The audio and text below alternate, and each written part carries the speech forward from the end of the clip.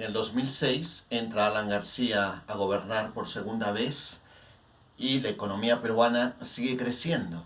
Pero ya estamos viendo que eso ocurre independientemente de qué tan buena sea o no una gestión gubernamental, sino que en realidad eh, está relacionado a cuánto se requieren las materias primas que el Perú produce en el resto del planeta. Y ya hemos visto este fenómeno del crecimiento de Brasil, Rusia, la India y China, que hacen que los precios de nuestros minerales se eleven y por tanto las ganancias del país también. Sin embargo, en el año 2008 ocurre una crisis financiera mundial. Estalla la burbuja financiera en Estados Unidos y esto genera una crisis que escapa de las fronteras norteamericanas y se extiende a todo el planeta. Sin embargo, los países que compraban estos minerales van a verse menos afectados que el resto del mundo, ¿no? Europa, por ejemplo, es durísimamente afectado, ¿no? Países que eran conocidos como desarrollados entran en una situación de pobreza bastante alarmante, como España, por ejemplo, ¿no? Pero el asunto de China, que es el que de alguna manera hace que nuestra economía funcione por la demanda que hacen nuestros minerales, no se ve afectado este país gravemente y eso hace que el Perú no sufra una crisis muy fuerte a raíz de este colapso financiero del año 2008. De esa manera, Alan García va a manifestar muchas veces, con mucha frecuencia, de que en su gobierno la pobreza se ha reducido notoriamente en nuestro país, ¿no? Lo cual es cierto.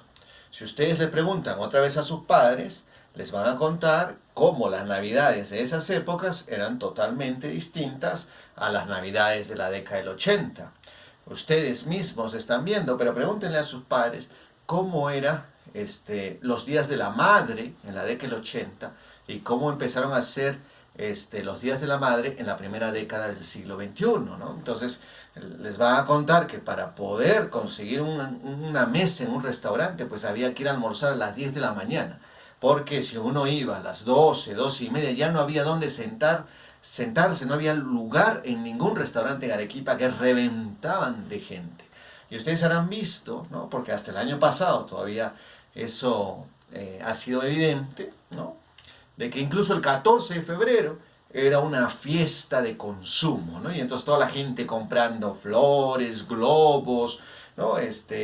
Chocolates, etcétera, porque ya no solo era el día del amor o de la pareja, ¿no? Sino que también era el día de la amistad y entonces había que hacerse regalos, festejarlo a lo grande, etcétera, ¿sí? Y Halloween, ¿no? O sea, una fiesta fastuosa, ¿no? ¿Por qué? Por el crecimiento económico que se estaba viviendo en el país, ¿sí? Pero acá viene lo más importante.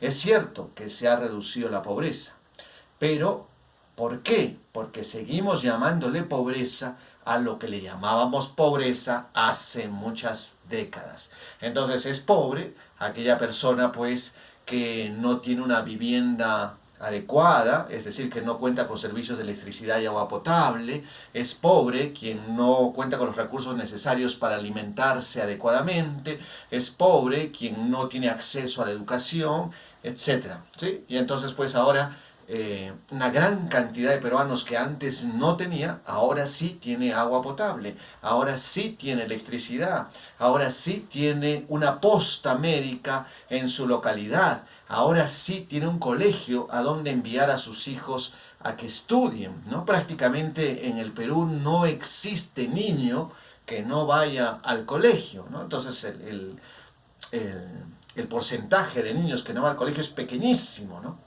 Ya, pero es así realmente en el siglo XXI, en el año 2020, ¿a eso le podemos llamar pobreza? ¿O ahora será pobre el que no tiene internet? ¿No están haciendo ustedes clases ahora precisamente en este instante virtuales y por ello mismo necesitan de una conexión a internet? Y no hemos visto cuántos estudiantes de la UNSA han tenido dificultades y siguen teniendo dificultades porque no tienen servicio de internet. ¿No serían entonces ellos pobres? Y los que tienen, pero lo tienen desde su teléfono y gastan su plan de datos. Y si un plan de datos pues permite usar una cantidad de megas reducida, no es pobre esa persona. Y cuánto nos gustaría a los docentes decirles para este tema, vean tal película que está en un servicio de streaming determinado. ¿Cuántos estudiantes de la UNSA tienen un contrato con Netflix, Amazon Premium o cualquier otro servicio de streaming? No tener un servicio de streaming, ¿no es acaso no ser pobre? Entonces se han inventado nuevos términos y uno que ahora nos toca pero muy muy de cerca es la infopobreza. ¿Qué es la infopobreza? Es la ausencia, la incapacidad, la no factibilidad de acceder al uso de las nuevas tecnologías. Entonces, si ustedes no tienen megas, son infopobres. Si no tienen conexión a internet domiciliaria de banda ancha, son infopobres. Si no tienen acceso a la televisión por streaming, son infopobres. Y entonces, cuando el Perú está celebrando que por fin hemos reducido los porcentajes de pobreza de una manera muy significativa, tenemos ahora que darnos de bruces con que prácticamente más de la mitad del país es infopobre. ¿Sí? Y entonces, cuando nos ponemos metas pues muy poco ambiciosas, parece que estuviéramos bien. Pero si nos ponemos metas a la altura del siglo XXI, nos damos cuenta que estamos bastante mal. Pero ese no es solo el problema. No solo el problema es de que en el fondo seguimos siendo pobres porque no tenemos cosas que en el siglo XXI toda familia debiera tener, sino que además, a pesar de que se ha reducido la pobreza en el Perú y en muchos lugares del mundo, a pesar de eso, el problema de la desigualdad no se ha solucionado, se ha agravado. Es decir, vivimos cada vez en un mundo más desigual, donde hay unos muy pocos que tienen muchísimo y muchísima gente que tiene muy poco. El país más desigual del mundo es Brasil, ¿no? Entonces, en Brasil encontramos unas riquezas pues que espectaculares y al mismo tiempo una pobreza, una miseria, ¿no? Espantosa, ¿no? Y conviviendo en el mismo país, a veces solo a cuadras de distancia están los barrios de los multimillonarios, de los barrios de la gente que no tiene lo más mínimo para sobrevivir dignamente. Brasil es el país más desigual del mundo y América Latina es el continente más desigual del mundo. Y el Perú, esa desigualdad la vemos todo el tiempo. Eso de que este virus es democrático es un gran cuento, ¿no? O sea, si uno tiene los medios necesarios, pues me voy a hacer cuarentena a mi casa de campo, me voy a hacer cuarentena a mi casa de playa, ¿no?